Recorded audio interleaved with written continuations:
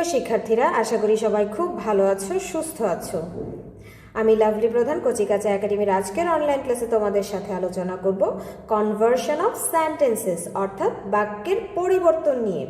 আমরা কিভাবে এক প্রকার বাক্য থেকে অন্য প্রকার বাক্যে পরিবর্তন করব সেটা জানবো। অর্থাৎ হ্যাঁ বোধক বাক্যকে, অ্যাফার্মেটিভ সেন্টেন্সকে কিভাবে নেগেটিভ অর্থাৎ না বোধক বাক্যে পরিবর্তন করব, আবার অ্যাফার্মেটিভ সেন্টেন্সকে কিভাবে ইন্টারোগেটিভ মানে প্রশ্নবোধক সেন্টেন্সে পরিবর্তন করব, এগুলো নিয়ে বিস্তারিত আলোচনা হচ্ছে কনভার্সন অফ সেন্টেন্স। তো আজকের ক্লাসে আমি তোমাদের সাথে অ্যাফার্মেটিভ টু নেগেটিভ অর্থাৎ হ্যাঁ বোধক থেকে না বোধক বাক্যে পরিবর্তন করা নিয়ে আলোচনা করব। সেই ক্ষেত্রে দুইটা বিষয় আলোচনা করব। এক নম্বর হচ্ছে অক্সিলারি ভার্ব যুক্ত সেন্টেন্সকে কিভাবে অ্যাফার্মেটিভ থেকে নেগেটিভে পরিবর্তন করা যায়, অর্থাৎ অক্সিলারি ভার্ব বা হেল্পিং ভার্ব যুক্ত সেন্টেন্সকে কিভাবে হ্যাঁ বোধক থেকে না বোধক বাক্যে পরিবর্তন করা যায়, এবং আরেকটা হচ্ছে প্রিন্সিপাল ভার্ব যুক্ত সেন্টেন্সকে কিভাবে অ্যাফার্মেটিভ থেকে নেগেটিভ সেন্টেন্সে পরিবর্তন করা যায়। এই দুইটা সম্পর্কে আজকে আলোচনা করব। প্রথমেই আছে অক্সিলারি ভার্ব যুক্ত সেন্টেন্স। এখানে আমি কিছু সেন্টেন্স লিখে রেখেছি, যেমন she is strong, he is a good student, I am reading, you will go, you should do it, I have a pen, he has a cow, he was ill. এই প্রত্যেকটা সেন্টেন্সেই auxiliary verb বা helping verb আছে। তো প্রথমেই চলো একটু দেখে নিই অক্সিলারি ভার্বগুলো কি কি। অনেকগুলো অক্সিলারি ভার্ব আছে, যেমন am, is, are, was, were, have, has, had, shall, will, should, would, can, could, may, might, ought to, আরও কিছু অক্সিলারি ভার্ব আছে যেগুলো এখানে লেখা নেই। তো এই অক্সিলারি ভার্ব যুক্ত সেন্টেন্স যখন থাকবে তখন আমরা খুব সহজেই এটাকে নেগেটিভে পরিবর্তন করতে পারবো। সেটা কিভাবে? সেটা হচ্ছে আমরা প্রথমে সাবজেক্ট, বাক্যের সাবজেক্টটা চিহ্নিত করব, তারপর অক্সিলারি ভার্ব বসাবো, তারপর শুধু একটা নট বসিয়ে দিয়েই বাকি অংশ লিখলেই আমাদের সেন্টেন্সটা নেগেটিভ হয়ে যাবে এবং এই ক্ষেত্রে অর্থেরও পরিবর্তন হয়ে যাবে। যেমন শি ইজ স্ট্রং, সে শক্তিশালী, এটাকে যদি আমরা নেগেটিভ করি তাহলে হবে শি ইজ নট স্ট্রং, অর্থাৎ সে শক্তিশালী নয়। এক্ষেত্রে অর্থের পরিবর্তন হয়ে গিয়েছে। তো প্রত্যেকটা বাক্যেই আমরা এভাবে করব। প্রথমটা আছে শি ইজ স্ট্রং, এটাকে আমরা লিখব she is, auxiliary verb is বসালাম, তারপরে আমরা সরাসরি একটা নট বসাবো, শি ইজ নট স্ট্রং। তারপর আছে হি ইজ এ গুড স্টুডেন্ট, এই ক্ষেত্রেও আমরা লিখব হি, তারপর একটা অক্সিলারি ভার্ব যুক্ত সেন্টেন্স যেহেতু, তো অক্সিলারি ভার্ব অবশ্যই দিতে হবে, তারপর আমরা নট বসাবো, তারপর বাকি অংশ এ good student, he is not a good student. তারপর আছে আই এম রিডিং, এখানে সাবজেক্ট আই, তারপর অক্সিলারি ভার্ব এম, বাকি অংশ হচ্ছে রিডিং। তারপর আছে he will go, he subject, তারপর উইল অক্সিলারি ভার্ব, তারপর আমরা নট বসাবো নেগেটিভ করার জন্য, তারপর বাকি অংশ হচ্ছে গো, হি উইল নট গো। তারপর আছে ইউ শুড ডু ইট, এটা হবে you should not do it, not do it, তোমার এটা করা উচিত না। তারপর হচ্ছে I have a pen, he has a cow. এই দুইটা সেন্টেন্সকে আমরা সরাসরি নট বসিয়েও করতে পারি, অন্য একটা পদ্ধতিতে অর্থাৎ নো বসিয়েও করতে পারি। এক্ষেত্রে আমি তোমাদেরকে দুইটাই দেখাচ্ছি। প্রথমটা হচ্ছে সাবজেক্ট, তারপর অক্সিলারি ভার্ব, তারপর not, I have not a pen. এটাকে আবার এরকমও লেখা যায়, আই হ্যাভের পরে নো বসিয়েও করা যায়, আই হ্যাভ নো পেন। তারপর হি হ্যাজ এ কাউ, এটাকে আমরা he has not a cow এভাবে লিখতে পারি, he has not a cow. আবার লিখতে পারি হি হ্যাজ নো কাউ। তো এটাকে দুইভাবে লেখা গেল। তারপর লাস্ট ওয়ান আছে হি ওয়াজ ইল, ওয়াজও একটা অক্সিলারি ভার্ব, সেক্ষেত্রে আমরা লিখব প্রথমেই সাবজেক্ট হি, তারপর ওয়াজ অক্সিলারি ভার্ব, তারপর নট, তারপর ইল। এবার আমরা দেখি যে এই সেন্টেন্সগুলো যে আমরা পরিবর্তন করলাম সেটা আসলে কতটা নিয়মের মধ্যে পড়ে। আমি এখানে নিয়ম লিখে রেখেছি। নাম্বার 1, অ্যাফার্মেটিভ থেকে নেগেটিভ বাক্যে পরিবর্তন করার জন্য নাম্বার 1 রুলটা হচ্ছে সেন্টেন্স বা বাক্য যদি অক্সিলারি ভার্ব বা হেল্পিং ভার্ব, আমরা জানি অক্সিলারি ভার্বকে আমরা হেল্পিং ভার্ব নামেও চিনি, তো হেল্পিং ভার্ব দ্বারা গঠিত হয় তবে তাদের পরে শুধু নট বসালেই নেগেটিভ হয়ে যায়। কিছু ক্ষেত্রে নো বসিয়েও নেগেটিভ করা যায়। অক্সিলারি ভার্ব যুক্ত নেগেটিভ সেন্টেন্সের structure subject plus auxiliary verb plus no oblique not plus extension. দেখো এই স্ট্রাকচারটা আমাদের প্রত্যেকটা সেন্টেন্সের সাথে মিলে কিনা। প্রথমেই আমরা বসাবো সাবজেক্ট, তারপর অক্সিলারি ভার্ব বসিয়েছি ইজ, তারপর আমরা বসাবো নো অথবা নট, যেহেতু এখানে লেখা আছে তাহলে আমরা নট বসালাম, তারপর আছে এক্সটেনশন অর্থাৎ বাকি অংশ স্ট্রং লিখেছি। তার মানে নাম্বার 1 আমাদের ম্যাচ করেছে এই সেন্টেন্সটার সাথে। তারপরের স্ট্রাকচারটা হচ্ছে সাবজেক্ট হি, তারপর অক্সিলারি ভার্ব, তারপর নট, তারপর বাকি অংশ, এটাও ম্যাচ করেছে। তারপর আছে I am reading, subject auxiliary verb বাকি অংশ। He will not go, he subject, will auxiliary verb, not go, নটটা বসাতেই হবে অক্সিলারি ভার্বের পরে নেগেটিভ করার জন্য। তারপর বাকি অংশ ছিল এটা হচ্ছে গো। তারপর আছে you should not do it, প্রথমে সাবজেক্ট, তারপর শুড অক্সিলারি ভার্ব, তারপর নট, স্ট্রাকচার অনুযায়ী নট বসালাম, তারপর বাকি অংশ লিখেছি আমরা। তারপর আছে আই হ্যাভ এ পেন, এখানে I have not a pen অথবা আই হ্যাভ নো পেন, আমি কিন্তু নো অথবা নট লিখেছি, তার মানে এটাও আমাদের স্ট্রাকচারের সাথে ম্যাচ করেছে। তারপর he has not a cow, subject auxiliary verb not, তারপর বাকি অংশ এ কাউ, এটাও সেন্টেন্সের স্ট্রাকচারের সাথে ম্যাচ করেছে।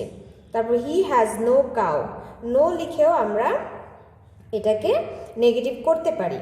তারপর হচ্ছে হি ওয়াজ নট ইল, প্রথমে সাবজেক্ট বসাবো, তারপর অক্সিলারি ভার্ব, তারপর নট, তারপর বাকি অংশ আমরা বসিয়েছি, সো এটাও নেগেটিভ হয়ে গেল। তার মানে নাম্বার 1 আমাদের এই নিয়মের সাথে ম্যাচ করেছে, কিন্তু প্রথমে আমরা নিয়ম পড়িনি, আমরা জাস্ট অর্থের পরিবর্তন করে নেগেটিভটা লিখেছিলাম। এখন আমরা নিয়মটাও জেনে নিলাম।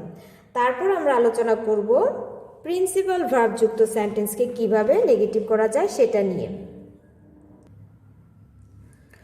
শিক্ষার্থীরা, প্রিন্সিপাল ভার্ব যুক্ত অ্যাফার্মেটিভ সেন্টেন্সকে নেগেটিভ করার জন্য আমি আগের মতো এখানে কিছু প্রিন্সিপাল ভার্ব যুক্ত সেন্টেন্স লিখে রেখেছি। প্রিন্সিপাল ভার্ব কোনগুলো? যেগুলো অক্সিলারি ভার্ব না সেগুলোই মূলত প্রিন্সিপাল ভার্ব, অর্থাৎ সাহায্যকারী ভার্ব ছাড়া বাকি ভার্বগুলো, যেমন এখানে আছে লাভ, ইট, গো, প্লে, লাইক, নো, হেল্প, লাভ, সবগুলোই প্রিন্সিপাল ভার্ব। কিন্তু এখানে প্রিন্সিপাল ভার্বের রূপ আছে, যেমন ইটস আছে, হেল্প আছে, দুইটা আলাদা রূপ আছে। এখানে আমি দুইটা টেন্সের সেন্টেন্স লিখে রেখেছি, একটা হচ্ছে প্রেজেন্ট ইনডিফিনিট টেন্স আর একটা হচ্ছে পাস্ট ইনডিফিনিট টেন্স। আমরা সহজেই চিনতে পারবো কোনটা প্রেজেন্ট ইনডিফিনিট টেন্স যদি মেইন ভার্ব থাকে এবং কোনো কোনো সময় এর সাথে এস বা ইএস যুক্ত থাকে, সেটা হবে প্রেজেন্ট ইনডিফিনিট টেন্সের ভার্ব।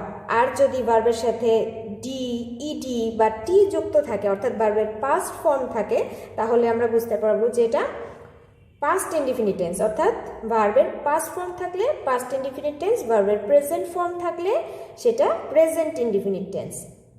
তো এখানে প্রিন্সিপাল ভার্ব যুক্ত সেন্টেন্সকে নেগেটিভ করার জন্য আমাদেরকে কিছু রুল ফলো করতে হয়। প্রথমে আমরা চলো নিয়মটা পড়ে নিই। সেন্টেন্স যদি প্রিন্সিপাল ভার্ব দ্বারা গঠিত হয় তবে প্রেজেন্ট ইনডিফিনিট টেন্সের ক্ষেত্রে সাবজেক্ট টু পারসন অনুসারে ডু নট বা ডাজ নট, এবং পাস্ট ইনডিফিনিট টেন্সের ক্ষেত্রে ডিড নট বসিয়ে নেগেটিভ করতে হয়। তো যেহেতু দুইটা টেন্সের সেন্টেন্স লেখা রয়েছে, প্রেজেন্ট ইনডিফিনিট এবং পাস্ট ইনডিফিনিট, দুইটা টেন্সেরই আমরা স্ট্রাকচারটা একটু দেখে নিই।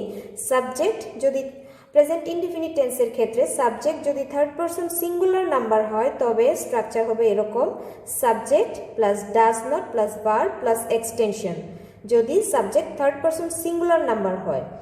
আর প্রেজেন্ট ইনডিফিনিট টেন্সের ক্ষেত্রে সাবজেক্ট যদি ফার্স্ট পারসন সিঙ্গুলার ও প্লুরাল নাম্বার, সেকেন্ড পারসন ও থার্ড পারসন প্লুরাল নাম্বার হয় তবে ডু নট বসিয়ে নেগেটিভ করতে হয়।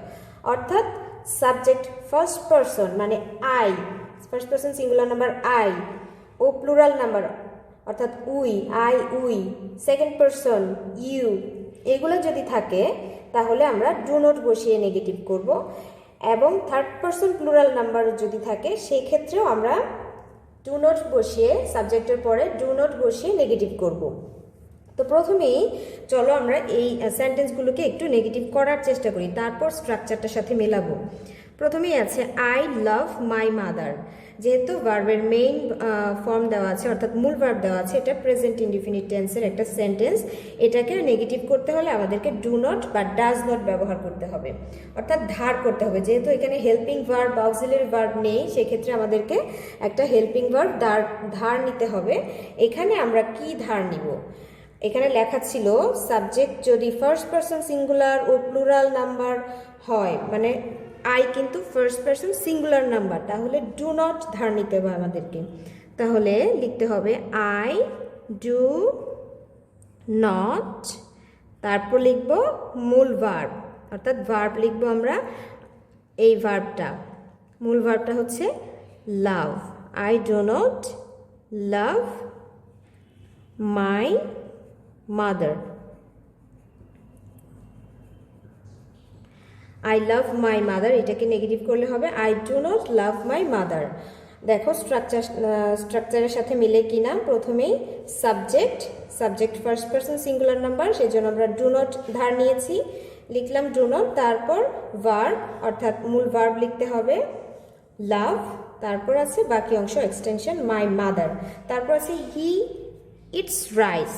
এখানে he third person singular number, যদি subject third person singular number হয় সেক্ষেত্রে আমাদেরকে ডাজ নট ধার নিতে হবে, অর্থাৎ সাবজেক্টের পরে আমাদেরকে ডাজ নট ব্যবহার করতে হবে। সাবজেক্ট হচ্ছে হি, তারপর does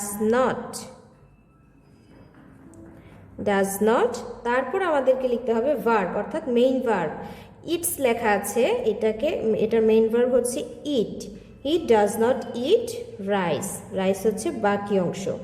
he does not eat rice, এটা হচ্ছে এই সেন্টেন্সের হি ইটস রাইসের নেগেটিভ হচ্ছে he does not eat rice. তারপর আছে we go to Dhaka. We হচ্ছে ফার্স্ট পারসন প্লুরাল নাম্বার, যদি ফার্স্ট পারসন সিঙ্গুলার ও প্লুরাল নাম্বার হয় তবে আমাদেরকে ডু নট ধার নিতে হবে, মনে আছে তো? তাহলে উই এর সাথে আমরা লিখব ডু নট নেগেটিভ করার জন্য, উই ডু নট, তারপর ভার্ব গো টু ঢাকা। তারপর দে প্লে ফুটবল। দে হচ্ছে third person plural number, third person plural number হলেও আমাদেরকে ডু নট বসিয়ে নেগেটিভ করতে হবে। তাহলে they do not play football. তারপর হচ্ছে আই লাইক ফ্লাওয়ার্স। এটা প্রেজেন্ট ইনডিফিনিট টেন্সের একটা সেন্টেন্স, তাহলে আমরা লিখব আই, যেহেতু I first person singular number সেক্ষেত্রে আমরা ডু নট ধার নিয়েছি, তারপর লিখব ভার্ব লাইক, তারপর বাকি অংশ ফ্লাওয়ার্স। তারপর হচ্ছে উই নো হিম, আমরা তাকে চিনি। উই যেহেতু ফার্স্ট পারসন প্লুরাল নাম্বার সেহেতু আমরা লিখব we do not know him. তারপরে দেখো উই হেল্পড মম। এই হেল্প কথাটা যেহেতু ভার্বের পাস্ট ফর্ম লেখা আছে, তার মানে এটা past indefinite tense. Past indefinite টেন্সের কোনো বাক্যকে নেগেটিভ করতে হলে যদি অক্সিলারি ভার্ব না থাকে সেই ক্ষেত্রে আমাদেরকে ডিড নট ধার নিতে হবে, সাবজেক্টের পরে আমাদেরকে ডিড নট বসাতে হবে। তো এখানে উই হচ্ছে সাবজেক্ট, তারপর আমরা বসাবো ডিড নট, তারপর মেইন ভার্ব মূল ভার্ব, অর্থাৎ ভার্বের বেস ফর্ম বসাতে হবে।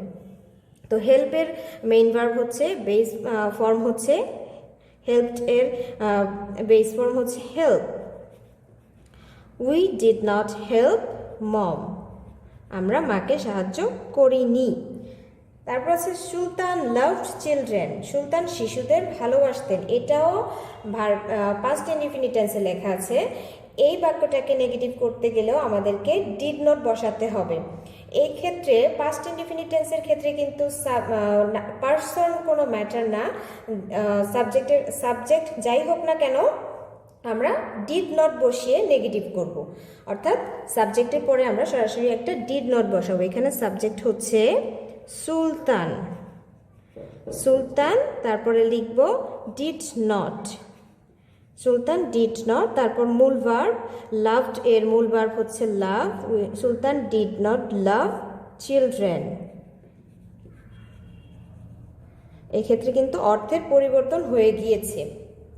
পাস্ট ইনডিফিনিট টেন্সের স্ট্রাকচারটা এরকম ছিল, subject plus did not plus মূল ভার্ব প্লাস এক্সটেনশন।